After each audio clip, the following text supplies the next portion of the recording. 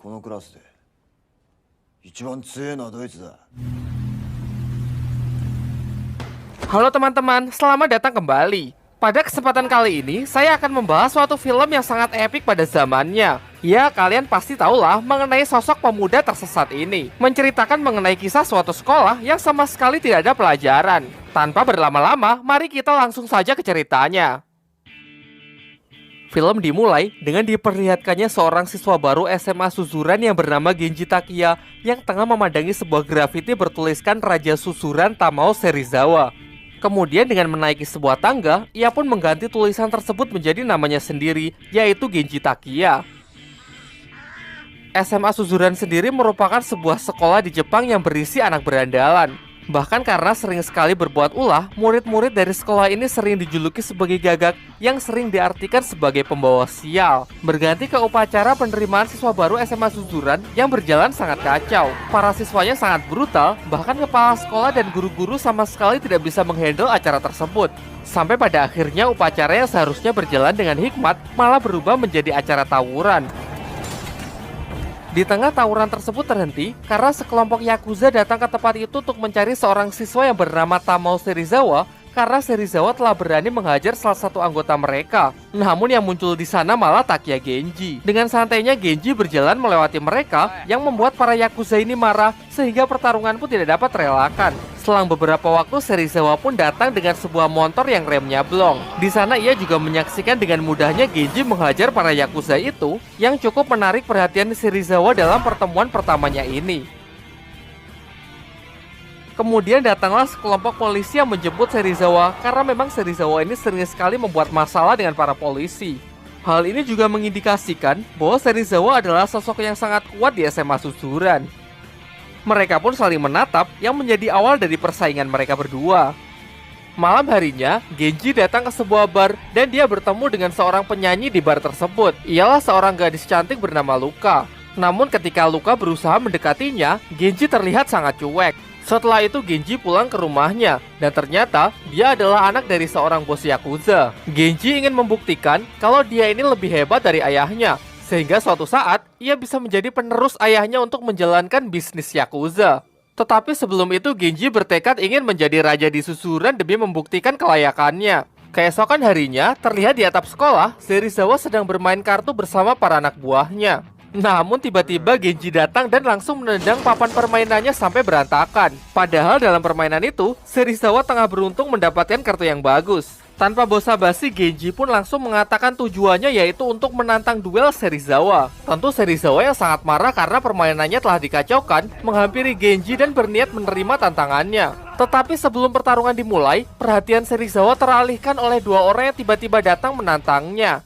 Karena momen itulah, Tokyo menyuruh Genji untuk menunda tantangannya. Ia menyuruh Genji untuk mengalahkan siswa kelas 2B bernama Rindaman terlebih dahulu sebelum berduel menantang Serizawa. Karena di sini Serizawa ingin meladeni Mikami bersaudara terlebih dahulu. Setelah Genji pergi dengan mudahnya Serizawa mengalahkan mereka berdua. Genji pun pergi untuk mencari informasi mengenai Rindaman. Menurut anak-anak lain, Rindaman adalah sosok yang sangat kuat di sekolah itu. Bahkan banyak rumor yang mengatakan bahwa ia mampu mengalahkan 100 orang sendirian. Selang beberapa waktu, Rindaman pun muncul dengan sosoknya yang tinggi besar memancarkan aura yang sangat mengerikan. Setelah melihatnya secara langsung, Genji pun merasa bahwa ia masih belum bisa menang melawannya. Maka dari itu, ia akan kembali ke rencana awal untuk berfokus mengalahkan Tamao Serizawa. Lalu Genji yang tengah berdiri sendirian kemudian didatangi oleh Bang Ken. Ia adalah salah satu anggota Yakuza yang kesal terhadap Genji karena Genji telah memukul rekan-rekannya sebelumnya. Namun hanya dengan sekali pukulan dari Genji ia pun langsung tumbang. Singkat cerita, Genji malah berteman baik dengan Bang Ken. Bang Ken lalu menceritakan bahwa ia adalah alumni dari SMA Suzuran. Oleh karena itu, singkat cerita Genji pun memintanya agar memberikan tips dan trik untuk bisa menaklukkan sekolah tersebut. Bang Ken pun menjelaskan bahwa sebelum bisa menguasai Suzuran, Genji harus mengumpulkan anggota. Genji pun langsung mempraktekannya dengan mendatangi suatu kelas dan menantang bos di kelas tersebut. Majulah seorang siswa bernama Chuta, orang terkuat di kelas tersebut yang akan menerima tantangan Genji. Genji pun langsung menunjukkan kekuatannya dengan bertarung melawan Chuta tanpa terluka sedikit pun. Sampai akhirnya Chuta pun mengakuinya dan bersedia menjadi anggota Genji. Chuta yang telah bergabung dengan Genji adalah langkah awalnya untuk bisa menguasai Suzuran. Namun tentu saja itu masih belum cukup sehingga ia perlu mencari anggota yang lain. Kemudian Chuta yang lebih berpengalaman menceritakan struktur kekuatan di SMA Suzuran. Yang pertama, ada Hideto Bando yang menjadi ketua dari geng Amored Front. Ia pindah ke Suzuran sebagai siswa kelas 2. Di kelas 1, ada trio Ebisuka yang terkenal sangat kuat. Kemudian ada juga Rindaman siswa kelas 2, namun ia tidak masuk ke dalam geng manapun. Di Suzuran sepertinya ia hanya ingin bertindak sebagai pengamat. Namun yang paling perlu diwaspadai adalah si monster Tamao Serizawa. Kelompoknya adalah yang terbesar di Suzuran dan dialah yang dianggap sebagai kandidat terkuat yang mungkin bisa menguasai sekolah tersebut. Dan kabar terbaru, Mikami bersaudara juga bergabung dengan Serizawa setelah mereka dikalahkan. Ada juga kelas 3C yang dikuasai oleh Takashi Makise. Meskipun ia sering kalah oleh Serizawa, namun ia enggan untuk menyerah dan tetap tidak mau mengakui Serizawa. Itulah sebabnya ia memiliki pengikut yang cukup banyak. Tetapi meskipun memiliki pendirian yang sangat kuat, Makise sangat lemah terhadap wanita. Karena itulah Bangken memiliki ide untuk mencarikan Makise perempuan agar ia bersedia bergabung dengan Genji. Genji pun lalu menemuinya dan mengundangnya datang ke sebuah grup kencan bersama para perempuan. Malam harinya, Makise memenuhi undangan itu dan datang ke sebuah kafe. Genji mengajak Luka dan 2 orang teman ceweknya untuk datang ke kencan itu. Karena tak tahan melihat gadis-gadis cantik di depan matanya, Makise pun langsung keluar di tempat. Ternyata sejak awal ia memang memiliki kelainan yang sangat aneh. Acara mereka pun sangat canggung dan tidak berjalan sesuai rencana. Namun di sini Bangken sudah menyiapkan rencana cadangan, yaitu dengan menyuruh Chuta agar menggoda perempuan incaran Makise agar Makise nantinya bisa bertindak sebagai pahlawan. Tetapi di luar dugaan, Luka yang tidak terima temannya diganggu langsung mengambil sebuah garpu dan menusukkannya ke Chuta. Kini karena insiden itulah rencana mereka jadi ketahuan. Luka dan kedua temannya pun marah lalu langsung pergi meninggalkan tempat itu. Dengan ini rencana Genji dan kawan-kawan pun gagal total. Bahkan Genji malah sampai menangis karena dimarahin oleh Luka. Karena rencana kencan telah gagal, Bangken pun mengusulkan untuk pergi ke tempat pijat plus-plus. Namun bahkan cuma mendengar hal itu, Makise pun langsung keluar di tempat. Karena hal itulah Genji malah membelikan celana yang baru untuk Makise. Momen-momen itulah yang kini membuat mereka bisa tertawa bersama. Singkat cerita, karena keseruan di malam itu, Makise pun bersedia menyerahkan kelas C di bawah kepemimpinan Genji. Kabar Makise yang telah ditaklukkan oleh Genji sampai ke telinga Serizawa. Namun Serizawa sama sekali tidak cemas dan terlihat santai-santai saja. Keesokan harinya, pemimpin dari kelas 3D bernama Izaki datang menemui Genji. Ia dengan sukarela menawarkan dirinya untuk bergabung, namun di sini ia malah menjebak Genji. Sendirian Genji pun dikepung oleh puluhan anak buah Izaki.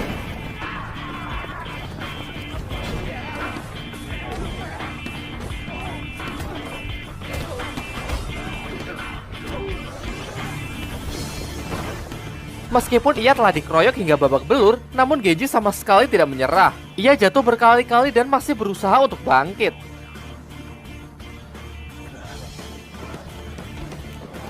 Hal inilah yang akhirnya membuat Izaki luluh karena melihat tekad Genji yang begitu kuat. Ia pun malah menggendong Genji ke tempat Chuta dan Makise dan menyatakan kalau ia bersedia bergabung dengan Genji. Kini secara resmi Genji pun telah berhasil mendirikan gengnya sendiri yang ia beri nama Genji Perfect Seiha atau yang disingkat GPS. Bahkan sekarang ia juga sudah memiliki markasnya sendiri. Serizawa yang mengetahui hal itu kini sudah tidak bisa lagi meremehkan Genji. Karena itulah mulai sekarang kelompoknya harus lebih waspada. Tokaji, yang merupakan anak buah dari Serizawa, diam-diam tanpa sepengetahuannya menggunakan cara kotor untuk mengalahkan GPS. Lantas dengan orang-orangnya ia pun mendatangi Izaki yang tengah sendirian lalu mengkeroyoknya. Genji dan kawan-kawan pun dibuat sangat kaget ketika melihat Izaki dengan luka yang sangat parah. Setelah mengetahui bahwa kelompok Serizawa lah yang melakukan semua ini, Genji pun berniat untuk balas dendam. Tetapi Izaki dan teman-teman lain melarangnya karena mereka merasa masih belum cukup anggota untuk bisa melawan geng Serizawa. Jika sekarang Genji tetap nekat berperang dan sampai kalah, maka GPS akan langsung tamat. Sehingga mau tidak mau, mereka harus menambah anggota terlebih dahulu sebelum bisa berperang melawan Serizawa. Malam harinya Genji bersama Makise minum di sebuah kafe. Secara kebetulan, Serizawa dan Tokyo juga datang ke kafe tersebut. Jelas emosi Genji pun tersulut dan langsung menantang Serizawa untuk berduel di luar karena ia telah menghajar Izaki sebelumnya. Di sini Serizawa dibuat bingung oleh perkataan Genji karena ia memang tidak mengetahui apa-apa. Namun di tengah ketegangan mereka, penyakit Tokyo pun kambuh yang membuatnya jatuh pingsan. Dari sini akhirnya pun diketahui bahwa ternyata Tokyo mengidam suatu penyakit otak dan harus segera dioperasi. Akan tetapi peluang keberhasilan operasi tersebut tidak lebih dari 30%. Meskipun selama ini Tokyo selalu menyembunyikan penyakitnya dari Serizawa, namun sebenarnya Serizawa sudah mengetahui penyakit dari sahabat dekatnya tersebut. Di sisi lain, Genji merasa sangat kesal karena ia tidak bisa meluapkan emosinya kepada siapapun. Mengingat untuk melawan Serizawa GPS kekurangan anggota, ia pun masuk ke kelas-kelas dan menghajar semua orang secara membabi buta supaya bisa merekrutnya. Jelas Makise menentangnya dengan mengatakan kalau cara yang digunakan Genji ini adalah salah. Karena Genji tidak menghiraukannya, Makise pun mengancam keluar dari GPS apabila Genji masih suka berbuat seenaknya. Akhirnya Genji pun menyesali perbuatannya dan curhat ke Banken. Banken terus memberinya semangat dan menyuruh Genji untuk terus berusaha menggapai mimpinya untuk bisa menguasai susuran. Di sini akhirnya Genji pun mengatakan tujuan sebenarnya ia menguasai susuran, yaitu untuk membuktikan kepada ayahnya. Di sini Banken sangat kaget karena ia baru tahu kalau Genji ternyata adalah anak dari bos Yakuza klan Ryusekai, di mana ayah Genji adalah musuh dari bos Yakuzanya. Padahal sebelumnya Banken telah menerima perintah agar membunuh anak dari penerus musuhnya tersebut. Banken lalu datang ke ayahnya Genji untuk memperingatkan kalau bosnya berniat untuk membunuh Genji. Tetapi setelah mendengar semua itu, ayahnya Genji terlihat santai-santai saja. Sebelum pergi, Banken lalu memberikan sepucuk surat untuk dititipkan kepada Genji. Di tempat lain, para anak buah Serizawa sedang berkumpul dan membahas GPS yang semakin besar. Mereka yang didalangi oleh Tokaji lalu merencanakan sesuatu tanpa sepengetahuan Serizawa, yaitu menculik Luka dengan bantuan dari geng Amulet Front. Singkat cerita, akhirnya Luka pun diculik oleh sekelompok orang yang memakai jaket dengan simbol tengkorak. Luka yang tengah disekap kemudian menelpon Genji dan mengatakan kalau ia telah diculik oleh sekelompok orang berjaket tengkorak. Pihak Genji yang mendengar kabar itu menduga kuat kalau jaket tengkorak yang dimaksud pasti adalah geng Amulet Front. Tentu Genji pun segera berangkat bersama GPS ke markas mereka demi untuk membebaskan Luka. Perkelahian pun terjadi di antara keduanya. Setelah banyak anggota Amulet Front yang dihajar habis-habisan oleh GPS, Genji baru menyadari kalau di jaket mereka sudah tidak ada lagi simbol tengkorak. Dari sini pun akhirnya dapat disimpulkan bahwa ternyata pihak Genji salah sasaran dan dia hanya diadu domba. Sudah jelas kalau ini adalah permainan dari kelompok Serizawa, karena kalau mereka sampai bentrok, pihak Serizawa lah yang paling diuntungkan. Tentu di sini Hideto Bando selaku ketua dari Amulet Front tidak akan membiarkan GPS pergi begitu saja setelah anggotanya dihajar habis-habisan tanpa alasan yang jelas. Agar mereka impas, Bando pun menginginkan telinga Makise. Meskipun Makise sama sekali tidak keberatan, Genji pun melarangnya dan ia bersedia untuk menggantikannya. Tetapi ketika tanpa ragu Genji hendak memotong telinganya sendiri, Bando pun segera menghentikannya karena ini ternyata hanyalah sebuah tes yang ia berikan. Setelah itu ia menjelaskan bahwa sebelumnya memang Tokaji dari pihak Serizawa menyuruhnya untuk menculik Luka. Tetapi dengan tegas ia telah menolaknya karena ia tidak menyukai cara kotor yang mereka lakukan. Di waktu yang bersamaan, Tokaji bersama anggota lainnya tengah menunggu hasil pertempuran antara GPS melawan Amulet Front. Selang beberapa waktu, Serizawa yang tidak mengetahui apa-apa pun datang, yang hanya ingin menginformasikan kalau Tokyo besok pagi akan menjalani operasinya. Di waktu yang bersamaan, Genji bersama GPS pun akhirnya datang untuk membebaskan Luka. Serizawa yang kini mengetahui rencana busuk Tokaji pun sangat marah. Ia mengatakan lebih suka kalau kepalanya hancur daripada menang dengan cara seperti ini. Namun itu semua percuma saja, karena sekarang emosi dari GPS sudah tidak dapat dibendung lagi. Tanpa ragu mereka menyatakan perang kepada geng Serizawa besok pada subuh di depan sekolah susuran. Setelah ia pulang, ayahnya memberikan surat yang dititipkan Banken kepada Genji. Kemudian ia menjelaskan kalau Banken bersedia mengorbankan nyawanya karena menentang perintah bosnya untuk membunuh Genji. Genji yang tidak bisa menerima hal itu berniat pergi ke tempatnya Banken. Akan tetapi sang ayah mencegahnya karena bagaimanapun juga itulah jalan yang telah ia pilih. Tentu sudah seharusnya Genji menghormati hal itu. Di waktu yang bersamaan, Banken datang ke tempat bosnya, lalu mengembalikan pistol yang dulu diberikan kepadanya untuk membunuh Genji. Sudah jelas hukuman bagi anggota Yakuza yang menentang perintah adalah eksekusi mati. Kemudian dibawalah Banken ke sebuah danau, tempat ia akan menjalani eksekusinya. Sang bos memberikan jas yang ia kenakan sebagai bentuk penghormatan terakhir. Meskipun di sepanjang film ia selalu digambarkan sebagai pria bodoh yang sangat pengecut, ternyata Banken memiliki keteguhan hati yang sangat kuat. Ia benar-benar sudah membulatkan tekadnya karena ia tidak ingin merenggut masa depan Genji. Singkat cerita, Genji pun sudah siap dengan pasukannya. Begitu juga dengan Serizawa yang siap menunggu kedatangan GPS. Sebagai pimpinan, ia juga memberikan semangat kembali kepada Tokaji yang sepertinya telah menyesali perbuatannya. Ia mengajaknya untuk bertarung bersama demi membuat bangga Tokyo yang tengah berjuang dengan operasinya.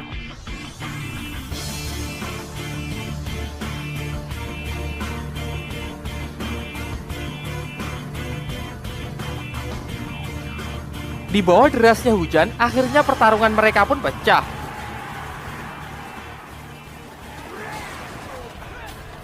Di pertengahan, pihak Serizawa lah yang terlihat menguasai jalannya pertarungan. Karena memang sejak awal, GPS memang sudah kalah jumlah. Namun keadaan pun menjadi seimbang setelah kedatangan Armored Front yang dipimpin oleh Hideto Bando. Ia pun bertarung membantu GPS karena kesal kepada pihak Serizawa yang sebelumnya telah mencemarkan nama baik mereka.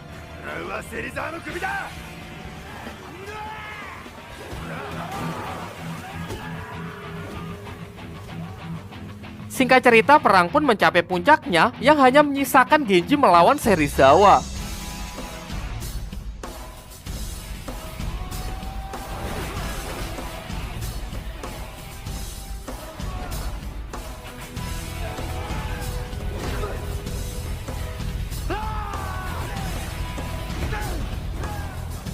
Kembali ke tempat Bangken yang tengah menjalani eksekusinya. Ia pun ditembak beberapa kali dan langsung dijatuhkan ke dalam danau. Di waktu yang bersamaan, Genji tengah bertarung mati-matian melawan Serizawa yang memperlihatkan kalau mereka memiliki kekuatan yang seimbang. Namun pada akhirnya Genji lah yang memiliki tekad lebih kuat sehingga ialah orang terakhir yang masih mampu berdiri di hadapan Serizawa yang sudah menyerah karena tidak sanggup bangkit kembali. Dengan ini, GPS lah yang keluar sebagai pemenang. Setelah perang berakhir, Serizawa pun mendapatkan kabar gembira kalau operasi Tokyo telah berhasil. Di waktu yang bersamaan, Bangken yang sebelumnya tenggelam di danau ternyata masih hidup dan berhasil naik ke permukaan. Karena ternyata jas yang diberikan bosnya sebelum eksekusi adalah jas anti peluru.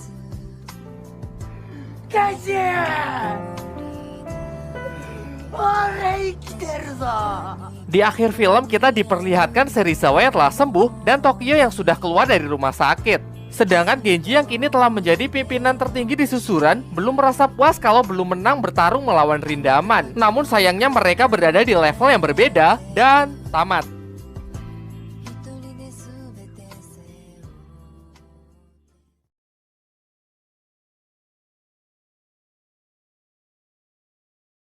Adegan dimulai dengan diperlihatkannya Genji yang tengah bertarung melawan Rindaman. Meskipun ia sudah diakui menjadi bos susuran setelah mengalahkan Serizawa, ia masih belum puas kalau belum mengalahkan orang terkuat di sekolah itu. Namun kegigihan saja tidak cukup karena Rindaman terlalu kuat. Beralih ke Kawaishi Noburu, seorang mantan siswa susuran yang baru keluar dari penjara. 2 tahun lalu, saat susuran bentrok dengan sekolah Housen, ia membunuh Bito, pemimpin Housen yang menurutnya akan menjadi ancaman bagi susuran. Setelah perang itu, dibuatlah perjanjian damai antar kedua sekolah. Kini Noburu menyesali perbuatannya dan pergi ke makam Bito untuk berziarah. Ternyata, di sana ia telah ditunggu oleh para siswa Housen yang ingin balas dendam atas kematian pemimpinnya 2 tahun lalu. Terjadilah aksi kejar-kejaran sampai Noburu tiba di tempatnya Serizawa. Housen meminta Noburu, namun Serizawa menolaknya. Tiba-tiba Genji datang dan terjadilah konflik yang membuat Genji memukul salah seorang siswa Housen. Mengingat status Genji sebagai bos susuran, tentu perbuatannya ini membuat rusaknya perjanjian damai antara mereka. Sebelum pergi, Housen menyatakan perang kepada susuran dan akan bertempur seperti dulu lagi. Kemudian Serizawa bertanya bagaimana kabar Noburu, namun Noburu cuek dan pergi begitu saja. Sedangkan Genji masih terlihat bingung, berusaha memahami apa yang sedang terjadi. Sekolah Housen dipimpin oleh Narumi Taiga. Ia menyambut baik rusaknya perjanjian damai itu karena dendamnya yang amat dalam atas kematian Bito.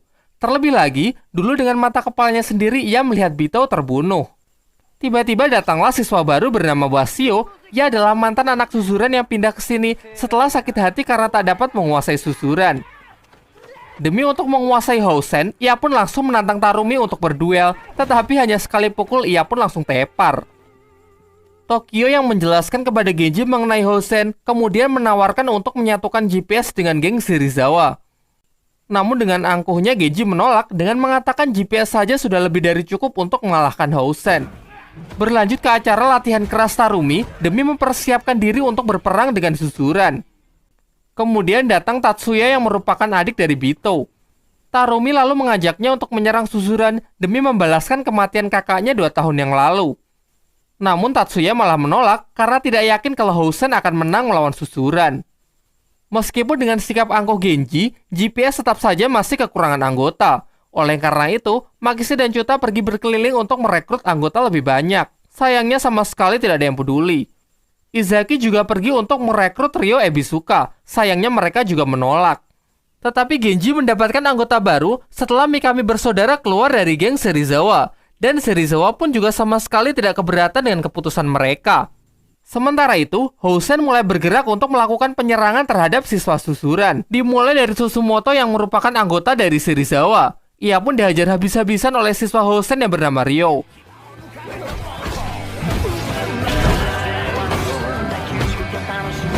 Berlanjut ke Tokaji yang juga dikeroyok oleh Housen.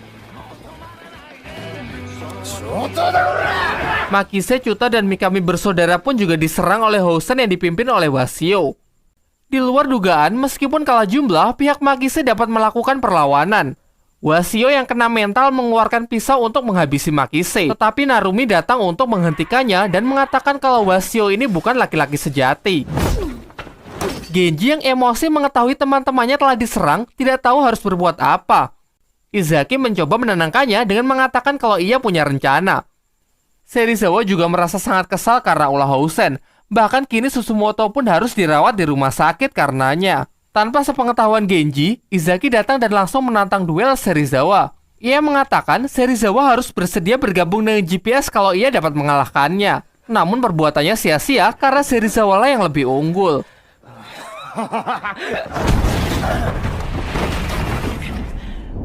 Sedangkan Genji masih berusaha keras untuk melawan Rindaman. Dengan harapan, ia akan dapat banyak dukungan setelah mengalahkan orang terkuat itu. Tetapi apa daya mereka benar-benar berada di level yang berbeda. Sampai Serizawa pun datang untuk menghentikan pertarungan itu karena melihat Genji yang sudah babak belur.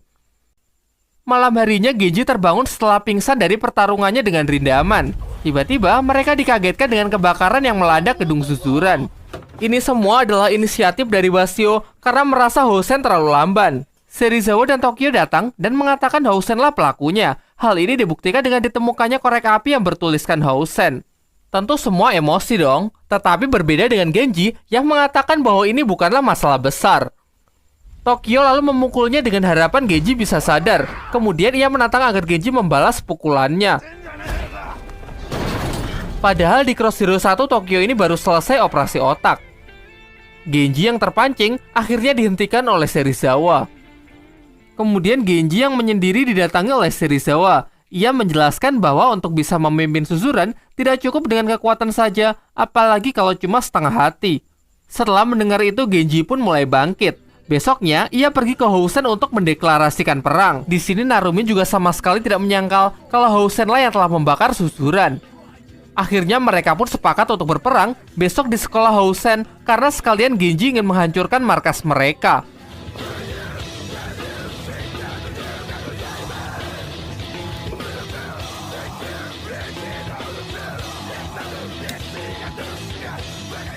GPS kembali berusaha merekrut Ryo Ebisuka untuk bersama-sama mengalahkan Housen, tetapi mereka tetap menolak. Tiba-tiba terdengar suara Genji yang membajak mikrofon sekolah. Ia mengatakan ingin meminjam kekuatan sebanyak-banyaknya demi untuk mengalahkan Housen. Dengan kalimat-kalimat yang telah ia rangkai, berharap bisa menggerakkan semangat setiap siswa. Besoknya, siswa yang terkumpul bahkan tidak ada setengahnya. Izaki mengatakan kalau kita telah kehabisan waktu sehingga harus segera berangkat meskipun dengan orang seadanya. Meskipun begitu semuanya pun tetap semangat, tapi lagi-lagi berbeda dengan Genji. Ia ragu kalau Suzuran bisa menang. Di luar dugaan, ia malah menyuruh mereka semua pulang dan menyatakan kalau mulai sekarang GPS dibubarkan. Chuta yang mencoba menahannya pun malah ia pukul. Jelas mereka semua pun berputus asa setelah melihat sikap Genji yang seperti melepas tanggung jawab. Tetapi Izaki benar-benar paham situasi. Kita semua tahu kalau Genji bukanlah orang seperti itu. Dan benar saja, ternyata bukannya lepas tanggung jawab, Genji lebih memilih menanggung semuanya dan berniat pergi ke Hosen seorang diri karena tak ingin membahayakan teman-temannya.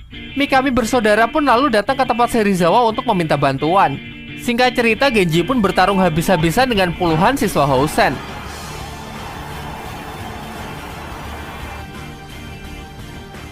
Tatsuya kemudian bertanya kepada Narumi kenapa tidak menyelesaikannya dengan pertarungan 1 lawan 1, mengingat Genji yang cuma sendirian. Tetapi Narumi malah mengatakan bahwa Tatsuya ini memang masih sangat naif. Selang beberapa waktu, datanglah GPS dan geng Serizawa untuk membantu. Dengan ini kekuatan Suzuran pun telah bersatu.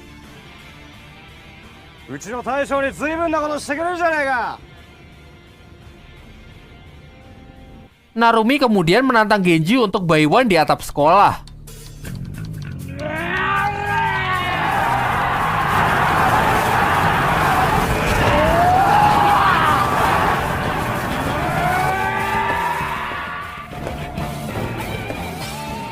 Dengan susah payah, akhirnya bersama Serizawa ia sudah mencapai tangga. Namun di sana ia dihadang oleh Ryo, orang terkuat kedua di Hosen. Serizawa memilih untuk menghadapinya, sekalian untuk membalaskan Setsumoto yang telah dihajar habis-habisan sebelumnya. Sedangkan Genji naik ke atap untuk bertarung melawan Narumi. Akhirnya dimulailah battle mereka yang berlangsung sangat sengit. Di sisi lain, Serizawa tengah dihajar habis-habisan oleh Ryo. Tetapi memang inilah gaya bertarung Serizawa. Ia menerima seluruh pukulan musuhnya untuk membangkitkan adrenalin.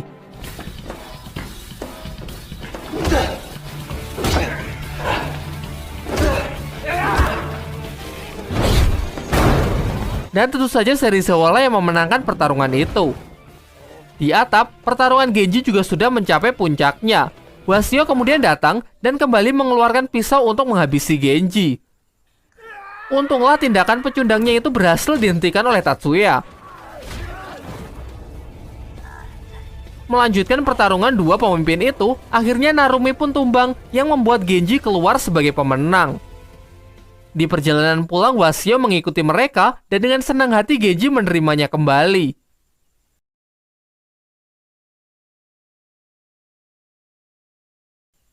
Singkat cerita, Genji dan yang lainnya lulus dari susuran, dan sebelum pergi, ia kembali menantang Rindaman. Tamat.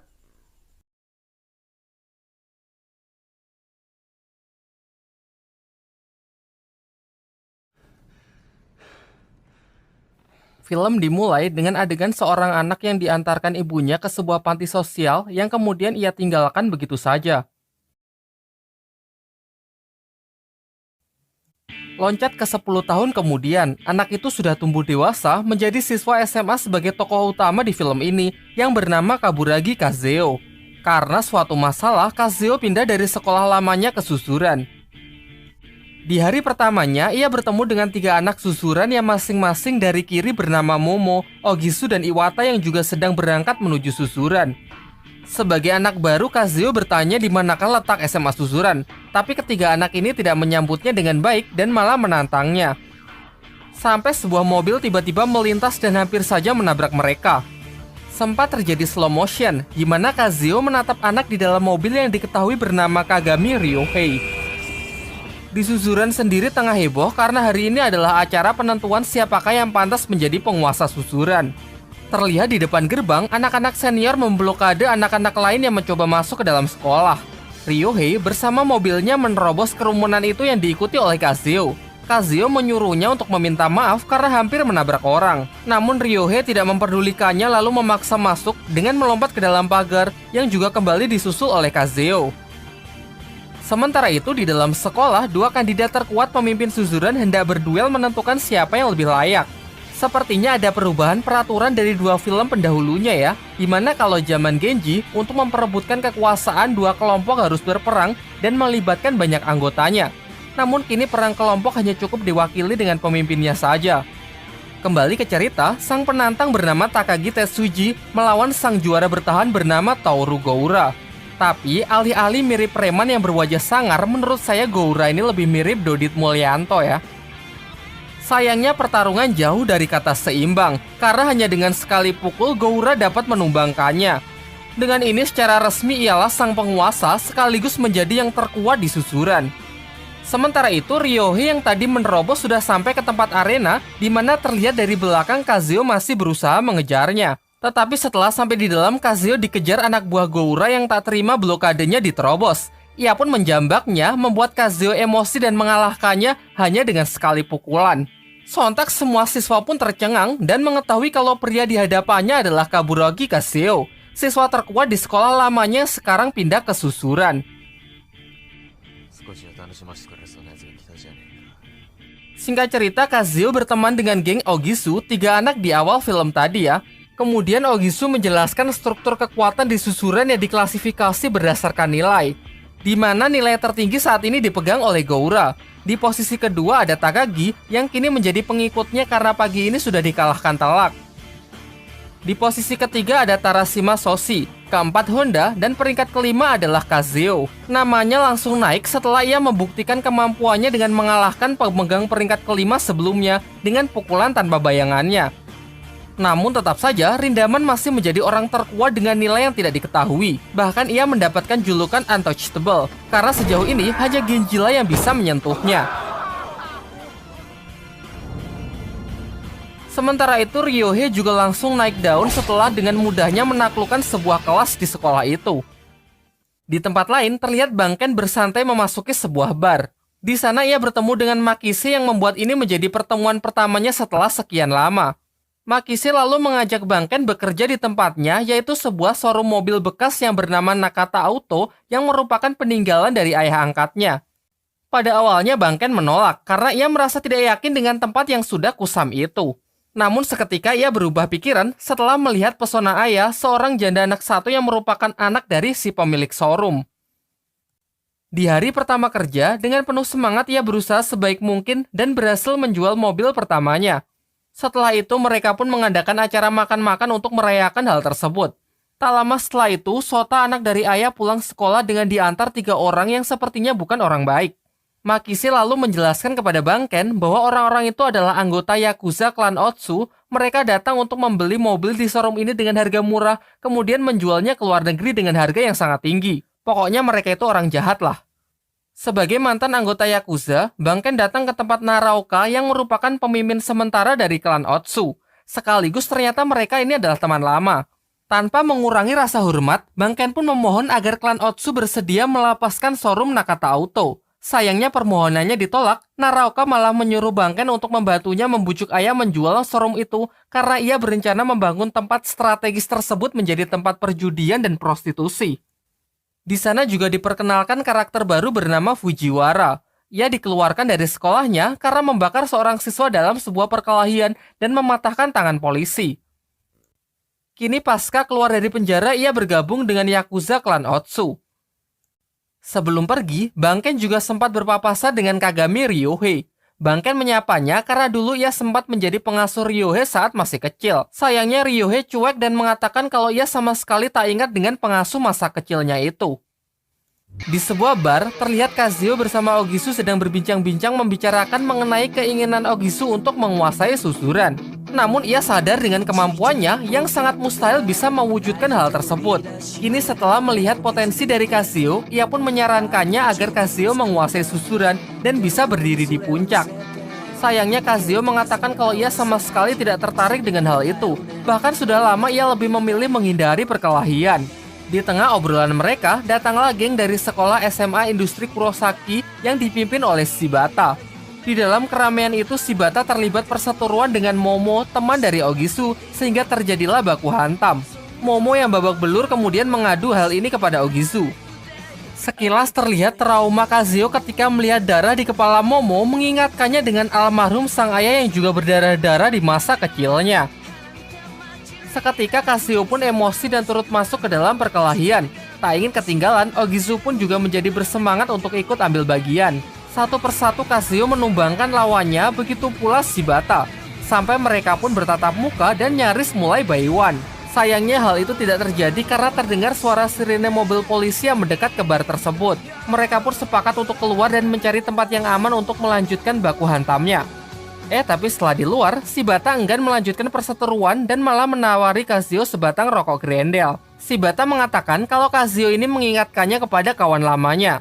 Kemudian sama halnya dengan Ogisu, Shibata juga menyarankan agar Kazuyo bisa menguasai susuran. Dan jawabannya pun juga tidak berubah, karena ia sama sekali tidak tertarik dengan hal semacam itu. Besoknya di SMA Industri Kurosaki, Shibata tengah melakukan seleksi untuk menerima anggota baru dengan cara para siswa baru disuruh saling baku hantam untuk melihat potensi mereka. Tetapi kemudian acara tersebut teralihkan setelah mendengar suara geberan motor di luar gedung. Setelah dicek, ini adalah ulah Fujiwara dan gengnya. Dari sini terungkap bahwa tempat ini adalah sekolah lamanya Fujiwara, dan siswa yang dulu ia bakar tak lain adalah Shibata. Adapun tujuan ia datang ke sini hanya untuk pamer, karena sekarang ia sudah merasa kalau derajatnya lebih tinggi setelah bergabung dengan anggota Yakuza. Adegan berganti lagi di sebuah pemandian, terlihat Kazuyo dan Ogisu bersama gengnya sedang bersantai di tempat itu. Namun lagi-lagi Momo membuat masalah dan mengadukannya kepada Ogisu. Ketika Ogisu sedang meledak-ledak, langsung ciut karena jumlah lawannya yang jauh lebih banyak, dan semuanya adalah orang dewasa.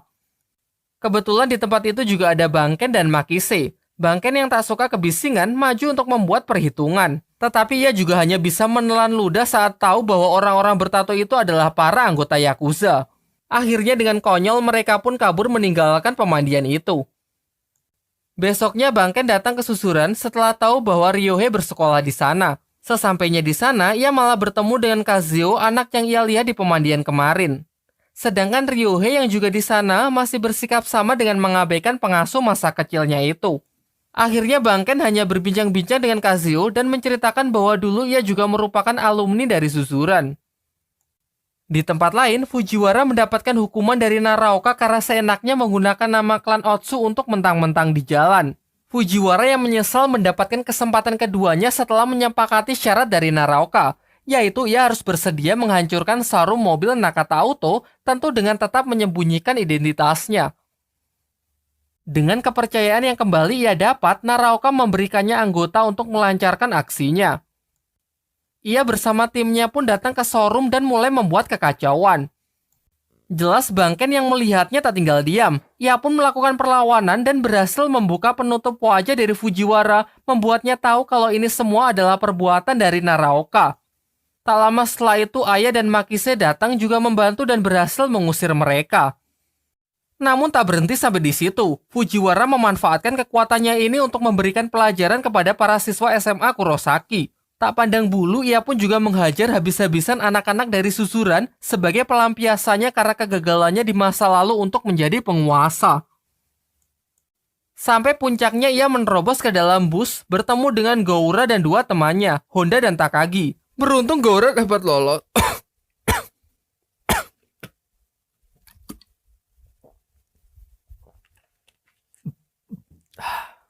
Beruntung Goura dapat lolos dari pengeroyokan itu meskipun harus meninggalkan kedua temannya.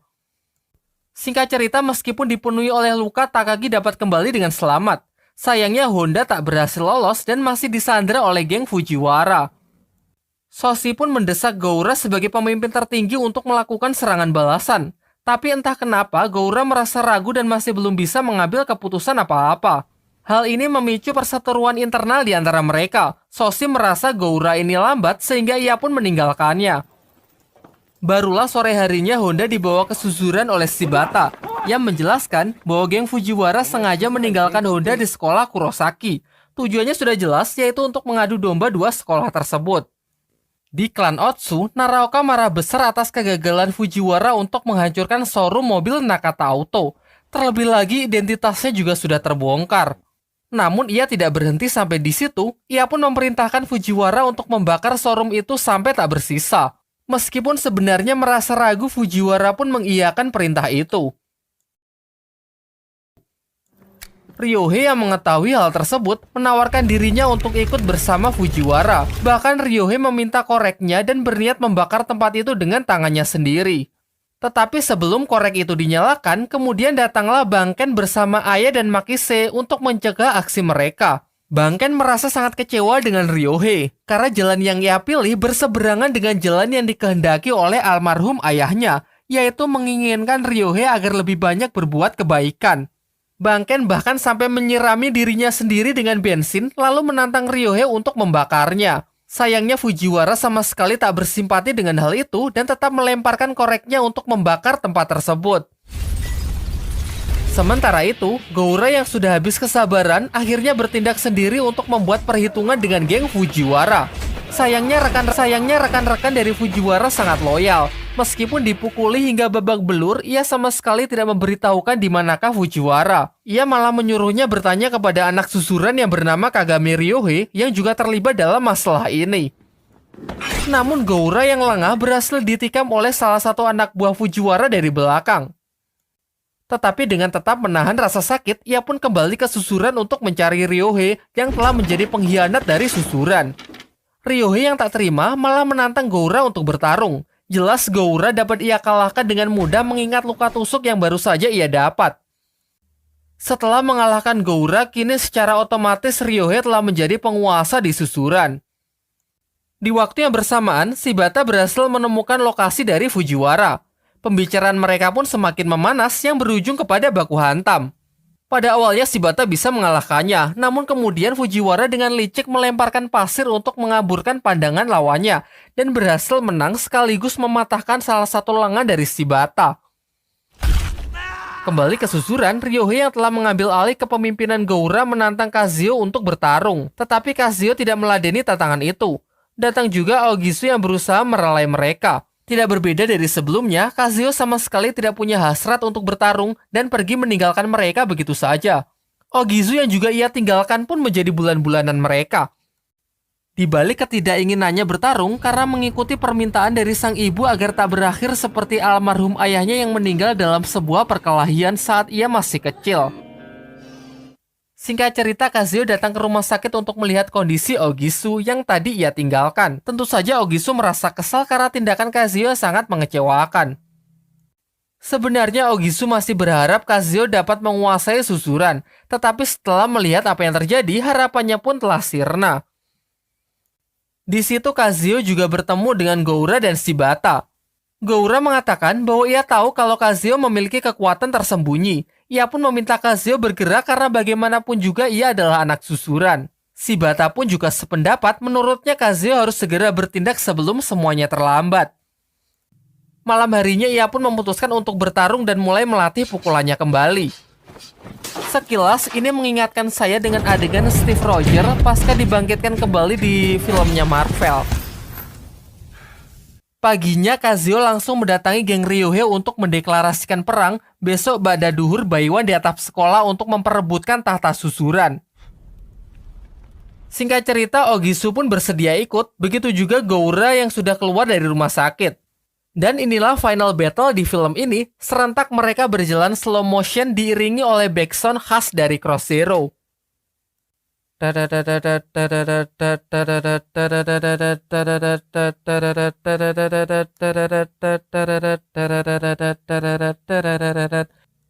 Mereka pun langsung disambut oleh geng Ryohei yang membuat suasana semakin memanas. Tetapi Kagami Ryohei tidak ada di sana karena ia lebih memilih menunggu di atap gedung mempersiapkan kondisinya tetap fit untuk Baiwan melawan Kazuyo. Pertempuran pun tak terelakkan.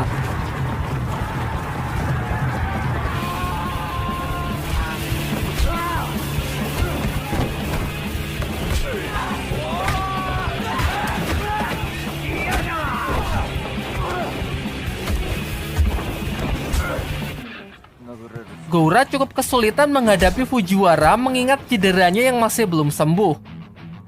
Secara mengejutkan, Shibata pun juga datang dengan salah satu tangannya yang masih diperban. Ia lalu menantang Fujiwara untuk bertarung, hingga tak lama setelah itu bajunya sobek menunjukkan luka bakar lamanya karena tindakan Fujiwara. Melihat luka bakar itu adalah ulahnya, tiba-tiba hasrat bertarung Fujiwara pun menghilang. Ia pun pergi dari tempat itu. Udah gitu aja. Sementara itu tak perlu waktu lama sampailah Kazuyo di atap gedung menemui Ryohei. Kalau dipikir-pikir harusnya ini kurang sportif ya, mengingat Kazuyo yang tenaganya sudah lumayan terkuras akibat tawuran di bawah tadi melawan Ryohei yang gak ngapa-ngapain. Namun kendati demikian, tetap saja pertarungan itu dapat dimenangkan oleh sang tokoh utama. Setelah perang usai, Kazuyo menyerahkan Ryohei kepada Banken untuk mendapatkan perawatan medis.